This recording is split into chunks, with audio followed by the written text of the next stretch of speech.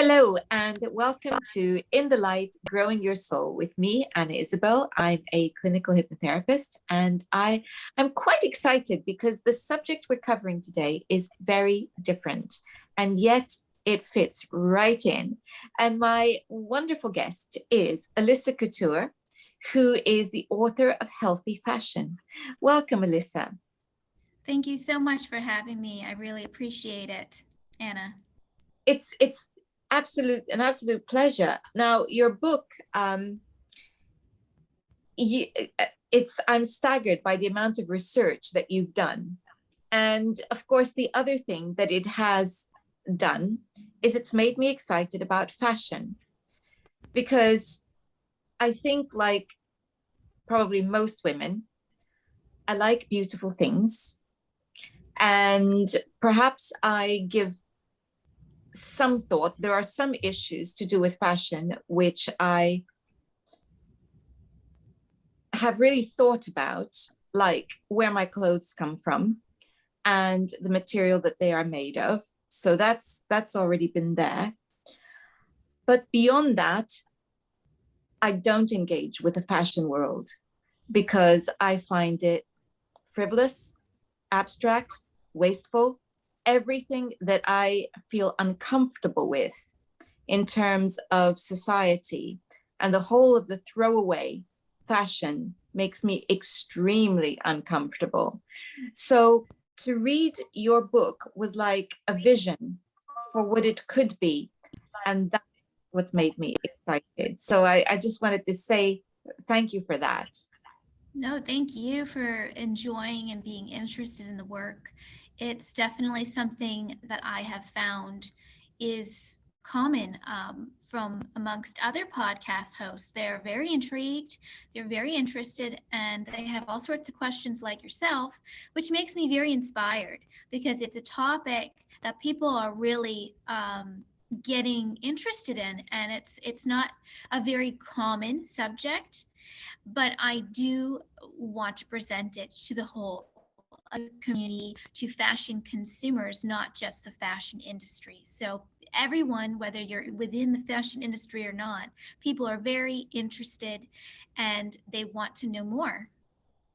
I think for me, the answer to this does not lie in the fashion industry. It begins with grassroots, as most good things do. And I think so. First of all, one of the things I'd like to ask you to talk a little bit about is material, because we all know that cotton is natural and it's probably the most accessible material that we have. But we are concerned about the fact that much cotton is genetically modified, and we are concerned about another issue, which is the conditions in which people work in the fashion industry.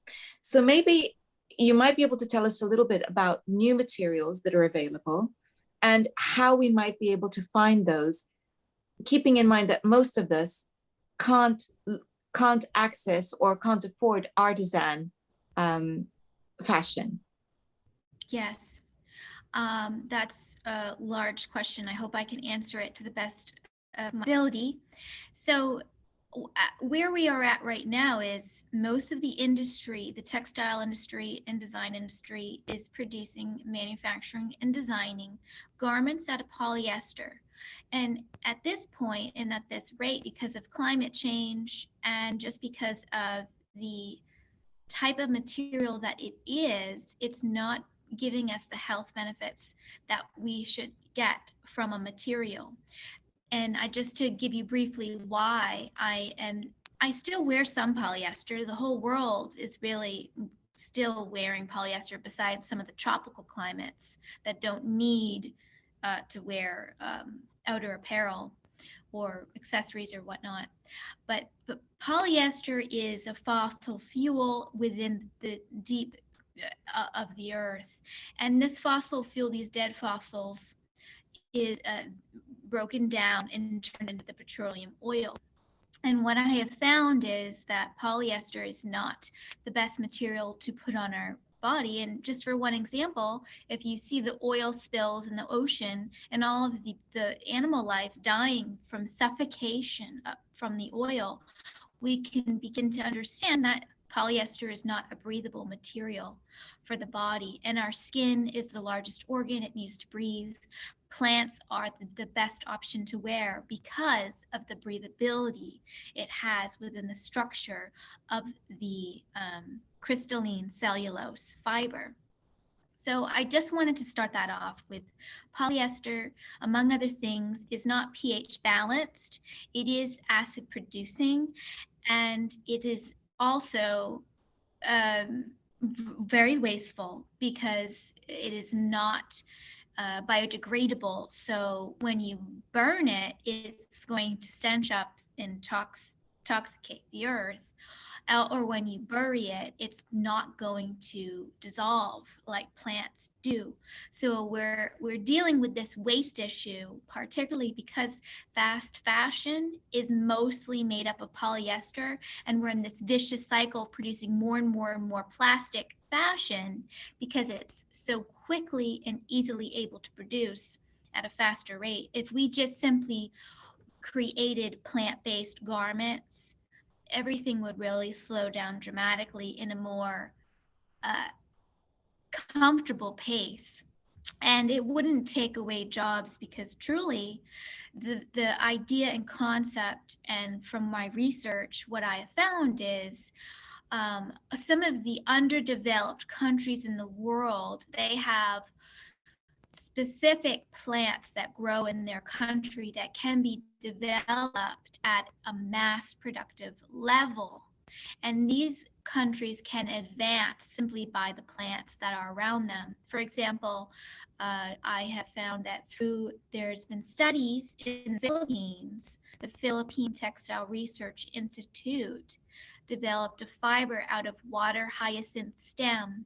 And part of my ideas is that we take, and it is occurring already naturally in the industry, we take the wild weeds, whether they are from the wilderness or whether they are from the water-based lakes, rivers, streams, or whatnot, even the oceans like sea algae.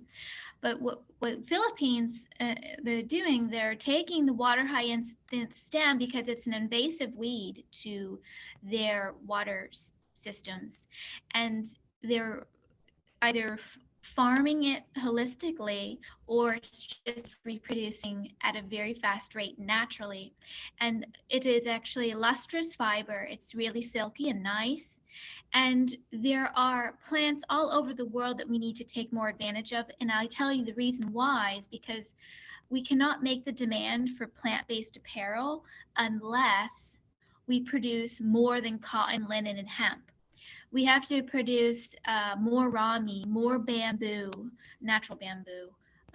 There's cactus fibers in the works, seaweed fibers in the works.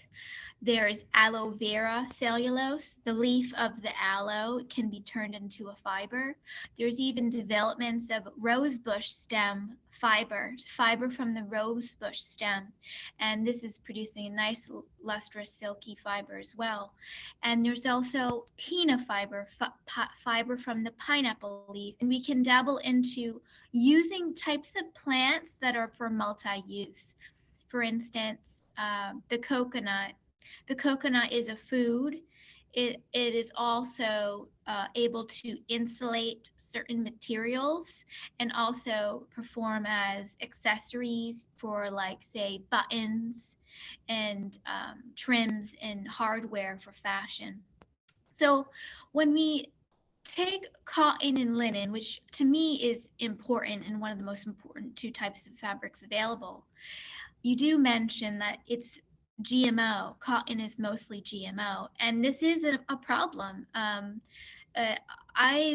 very familiar with textile markets like Organic Cotton Plus or hemp traders. They do a lot of hemp fabric.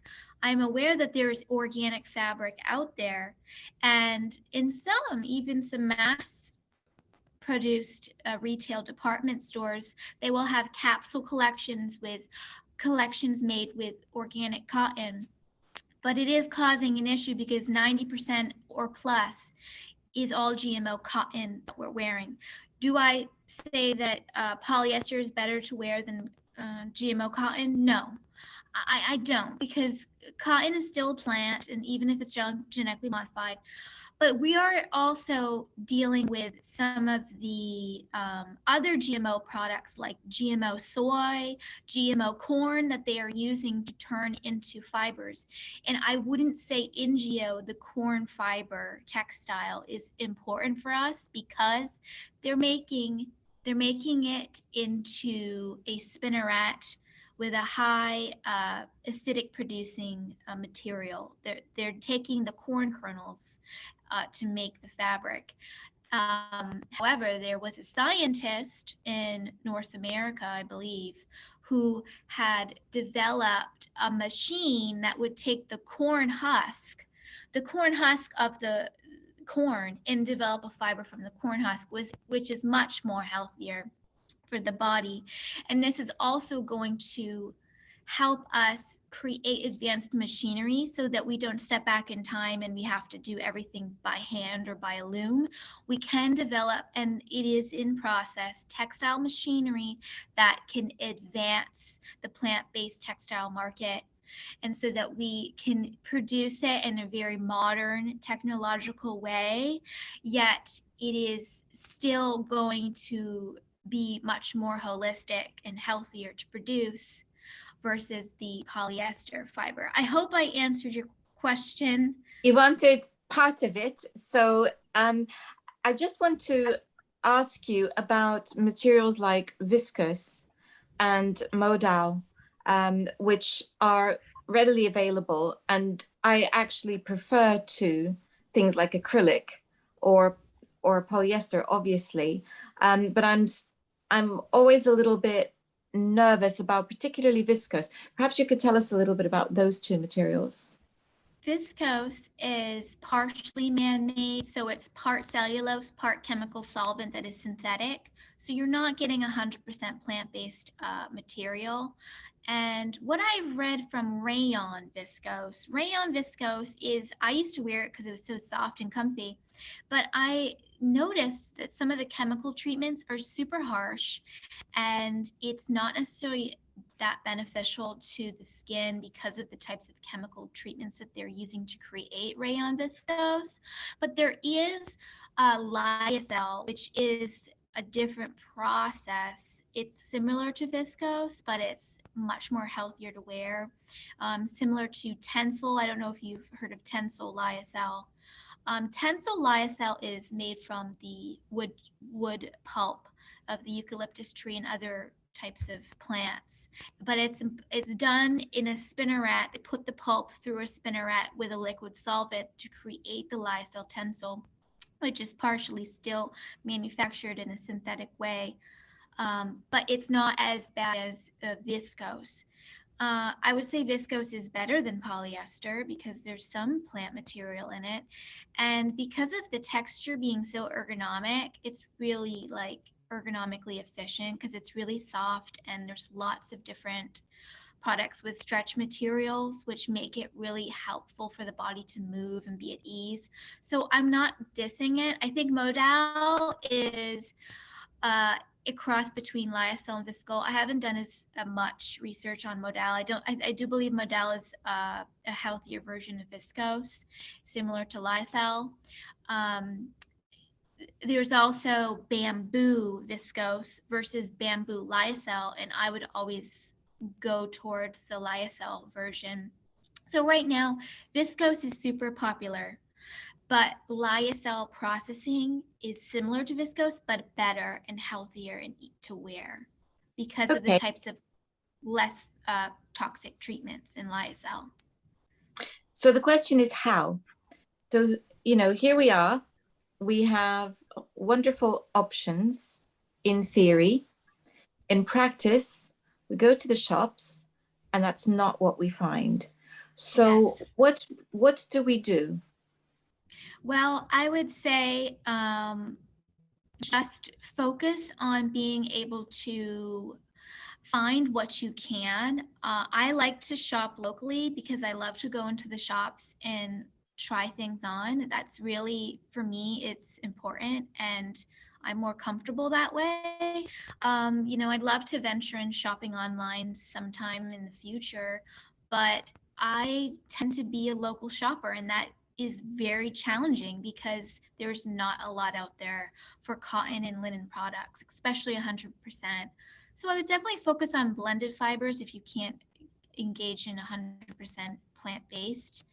Blended fibers are better. I do own a couple sweatshirts with, you know, 60 cotton, 40 polyester. So I do have a couple blended fibers uh, pieces. And as well, what do we do? Well, if you can shop online, there's lots of products out there that are really amazing. And they're not completely like crazy prices. Like you kind of have to do your research though. But for those who don't have time, I would just have a smaller wardrobe. Like myself, I have a smaller wardrobe because I shop mostly cotton and some linen. And it prevents me from actually spending money. I would like to have more novelty dressy tops, but when you go into the markets, most novelty dressy tops are synthetic. So what we're dealing is we have to create the demand, and you can always find a little bit of cotton everywhere. You can always find a little bit of linen everywhere. It just depends on a matter of research and time and what you like to do with shopping. And there are times where it's almost impossible to find 100% plant-based if you shop locally. And at that point, I would just suggest doing the blended fibers. And if you do wear polyester, to wear them loosely so that the airflow can come through. But it is a challenge right now because we don't really have options completely unless you're living in the tropics. You don't have to wear outer apparel, which is mostly either animal or synthetic. And with the outerwear, there have been experiments and tests in products already made with, say, a plant-based filling instead of polyfill and feather down. They have chosen the Capic filling. And Capic is like a pod that grows in a tree, and inside is a nice fluff. And it's great for outer apparel. It has extreme warmth for temperature. They've also filled these Capic fills within shoes. But getting back to your question, what can we do to create a way to put in additional pieces? Just try to focus on finding cotton and linen and hemp products. If you can shop online, by all means, there's a world of product out there when you visit online shops, and they're pretty good about the return policy. I believe most of them. And you can shop sustainably. There's lots of sustainable options, but sustainable does not guarantee that it's plant-based. And what we do to wear plants is this: we're creating a sacred connection. We're creating a mind-body sacred connection with plants. So when we go out in the wilderness, when we go to the beaches in the desert and the Arctic, and we're out in nature, we have this crazy connection, and we're getting much more relaxed and at peace when we're out in nature. So when we wear the plants, we're actually instilling and creating that plant-human connection. And that's possibly one of the most exciting ideas that I came across in your book, was this idea of connecting with nature through what we wear.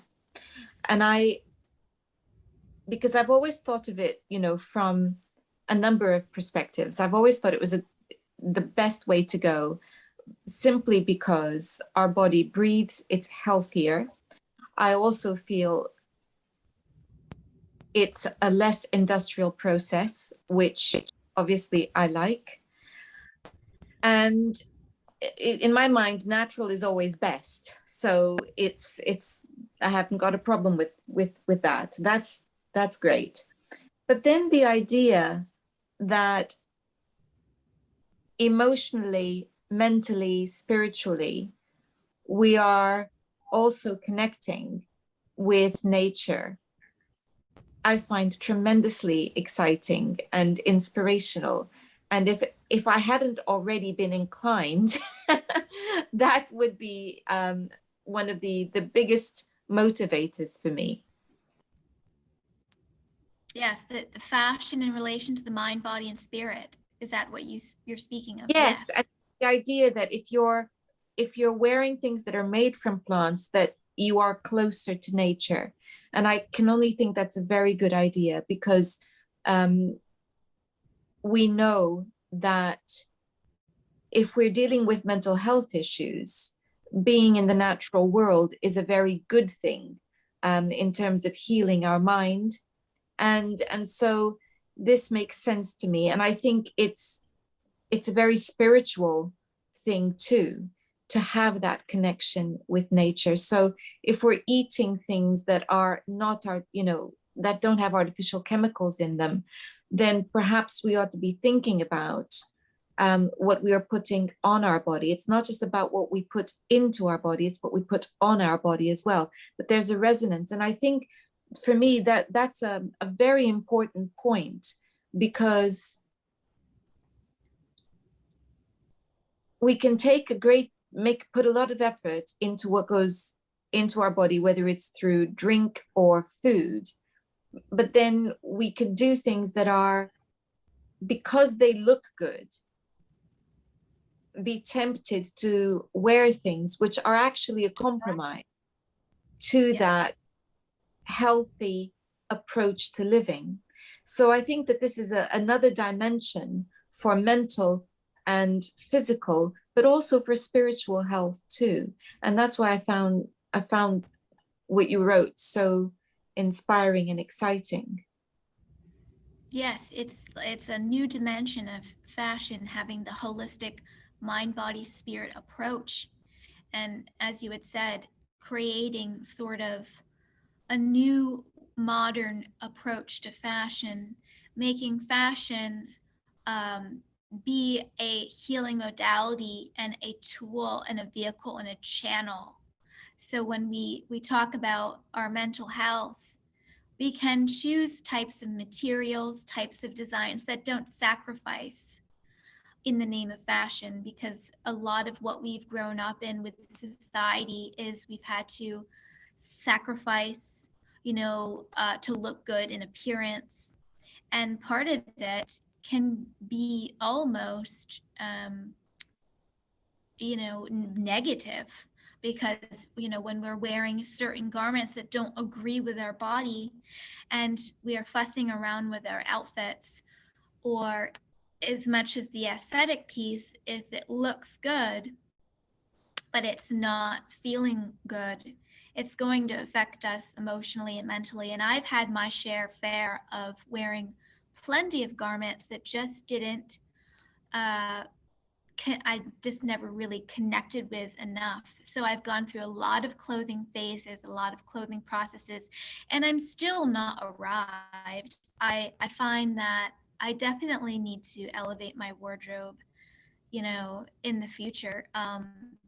We all go through phases in life where we choose specific garments that we need and are necessary. And I think that's really important to mention, is that where we are at with our fashion is just as important as where we're going to be in the future. But moving forward, I do believe plant-based is really not just an ideal, but it's necessary, because in the 1930s, that's when polyester began. Polyester began in the 1930s, and before that, we were wearing hemp and cotton. And having that realistic idea of wearing plant-based fibers, it's for not just for comfort, but it's therapeutic. So when we're going into a spa type of fashion, that can be high aesthetic. It can be taste level very high fashion, and really, like, in appearance, it can look presentable and honorable and respectful. But we're also creating that divine spiritual aspect when we bring in and wear clothing, the colors, the textures, the design lines, the decorations, all of that can be in a form of inspiration to help bring society to enlightenment. And when I talk about fashion and enlightenment, I'm saying fashion can truly affect us mentally speaking, emotionally, physically, spiritually, energetically in so many different ways. And bringing that connection that we have, our personal connection to our wardrobe, into new heights just from activating the consciousness of fashion and activating our awareness of fashion to greater heights. Like for example, fashion and the archetypes, honoring people and seeing people not just as a stereotype, like, okay, say this person is the cheerleader, this one's the clown, this one's the homeless person, this one's the jock, this one's the hippie. Instead of looking at clothing and seeing the stereotypes, we can look at people as the archetypes. This one is the hero, this one is the magician, this one is the adventurer, this one is the innocent. You can see the magic of fashion. You can see how the archetypes can strengthen and honor a person's soul by their clothing versus seeing clothing in a more shallow, superficial, frivolous way. So there's a way to be able to bring about these deeper truths and deeper connections to fashion. And I think ultimately what we're talking about is giving some thought to what we wear so that it is a true expression of who we are and what we feel, instead of it being thoughtless. And perhaps we ought to be thinking about it as mindful fashion, because we're putting our minds on what we are wearing and really, I think, valuing it. And I think valuing means that we then have an appreciation, and we're getting away from that throwaway fast fashion that has been, I think, well, to me, a very worrisome trend, shall we say, in fashion. So it's about having a relationship with your clothes, and I think that's a very useful thing. I'm wondering, there's so many thoughts, but let's go with the one, the first one. I'm wondering what your needle skills are like. Do you actually sew? Are you ever tempted to improve something that you've bought? What do you do? Well, I did go to fashion design school when I was a teenager, and I took courses in sewing and design. And then 6 to 8 years later, I developed an eco-fashion handmade brand, and I was sewing dozens of pieces by scratch, and I would pattern make them and sew them with a sewing machine, not handmade. I mean, not by hand, but with a sewing machine. Yeah. So I would design, I would pattern make and create sample collections, and my little handmade brand got into fashion shows. It got into a Saks Fifth Avenue Saks Fifth Avenue talent search competition.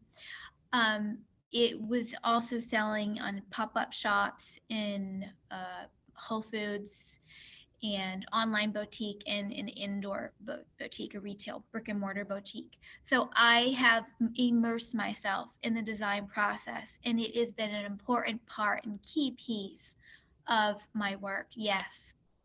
So I think the reason I asked the question is this. Somewhere in the evolution of our society, people stopped cooking. And then they realized, oh, I think, maybe this is something we should all be doing. And there's been a big move to get people cooking again. And so the relationship with food, et cetera, et cetera. And most people I know cook and are very happy cooking. But ask them about sewing, and I could see some of them are actually afraid of the mere thought of sewing. So I think what's happened over the years is that we've become very divorced from that whole process of making clothes, whether it's sewing, knitting, crochet, things that people used to do all the time. And then it got relegated to something that Granny did and nobody wanted to do because everything was so much more exciting. And here we are. This is the result of giving away our skills and relying on somebody else. Now, obviously, we do need a degree of specialism because we don't have time to be making the whole of our wardrobe, etc. But I feel that it is important to be able to repair our garments simply, like sewing on a button, which many of us don't no longer know how to do. And being able to do simple things like that. And I think if we could perhaps engage with that fun side, the creative side of making clothing, then we would be able to revamp wardrobes. We would be able to buy things cheaply and then do something that's fun and creative with it. So I guess in a sense, it's almost a learn a little bit and you'll be able to do a lot. Yes, I agree with you 100%. I think it's an important tool to have. And, not everybody has a passion for it, but there's a lot of people that find it's very rewarding to be able to sew on a button. It feels very productive. It feels very rewarding, and it helps you bring yourself closer to your connection with your wardrobe. So absolutely, I think being able to mend our clothing is definitely an important piece of being able to connect with our wardrobe in a deeper way. I think too, it's incredibly empowering. And I think ultimately this is one of the reasons why I would suggest that we learn how to do these things, is because when things break down, we are often powerless to fix them. And it's one thing when it's a laptop or a computer, but this is very simple. There's simple things that we can do, which we've lost the ability to do, which are empowering. And I think often that sense of empowerment also builds confidence. And if we're talking about mental health again, and this is all part of it, the more we engage with the different aspects of our life, and in this case, we're talking about the clothes that we wear, then the more confident we become. And that can only be a good thing. Yes, no, absolutely. I entirely agree. I think that when we participate in our wardrobe in different ways, whether that be through mending or through even designing and making your own clothes, it's a skill that can be learned by anyone. Anyone can do it. It's not. You don't have to have a specific talent for it. Everyone can participate, and I think it's part of having a more of a deeper connection with our clothes when we can do that. And when we can't, we can go to a tailor, and we can go to a laundromat and see if they have those services available, because a lot of people just find it fussy and are don't find it to be fun. For some, not all.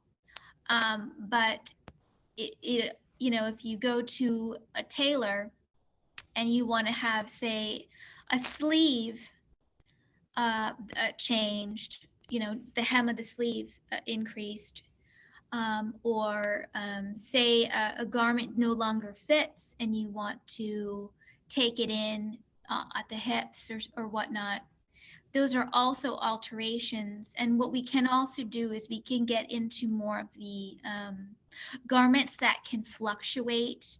We can kind of get into finding and looking for garments that can sort of be long lasting, so that we don't have to you know, participate in mending. I mean, it can be as simple as a t-shirt. Sometimes t-shirts last 10 years and they don't even have holes or rips or tears. It's amazing, some of the garments out there that truly are sustaining, and that adds value to our life when we don't have to, you know, participate in some of the fast fashion fabrics or designs that kind of can destruct easy. Yet I have a purse, for instance, and some of the hardware is changing color because it's not natural metals.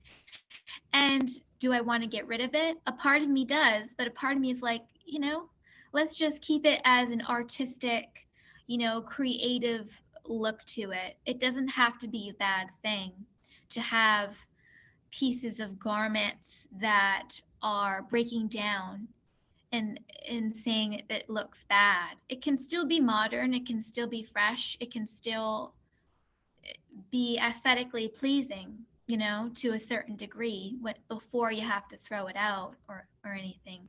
But in the future, I do believe if we do go plant-based, burning clothing is not going to be a terrible thing. It was actually a sacred art. It was a sacred thing to burn your own clothes like you would burn sage, incense, or a candle. Actually taking apart and burning the clothing was a healing purification. So it's just something to think about when we go into the future. Less plastic could mean that we can get rid of our clothes in a holistic way, and we don't have to keep it in the landfills to pile up. We can just burn it. And there's fumigation centers everywhere. But when you burn plastic, all those fumes could be, well, they are carcinogenic, and they could also be cancerous and have, you know, disease-forming ailments from the fumes, the toxic fumes. Well, as we are heading into the new year, I think that this is a wonderful, perhaps, challenge to ourselves, is to start thinking more holistically and mindfully about what we have on our bodies, as well as what's inside our bodies. And for that, I want to say thank you very much for inspiring us, Alyssa. Oh, thank you so much, Anna. It's been a pleasure. I've enjoyed speaking and talking about everything on all things fashion. Thank you so much. I will put a link to your book on the description box. If people wanted to learn more about what you do or get in touch with you, how could they do that? You can find me at my website, www.h.as-in-healthy-f-as-in-fashion-campaign.com. And I also have social media up at the top bar. You can find my social media pages. Wonderful. I'll include that in the description box too. Thank you so much, Alyssa. Thank you so much. And do join us next time. We'll be looking at the shadow and how to work with the darker side of that's within us. Until then, goodbye.